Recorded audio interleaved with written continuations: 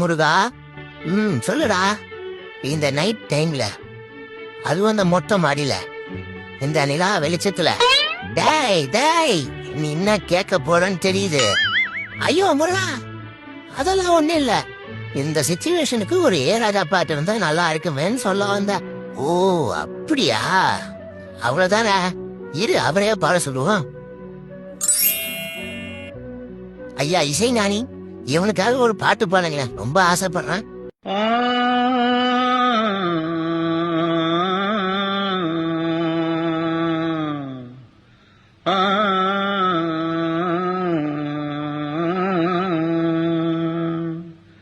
தென்பாண்டி சீமையிலே தேரோடும் வீதியிலே மான் போல வந்தவனே யாரடிச்சாரோ யாரடிச்சாரோ யாரடிச்சாரோ.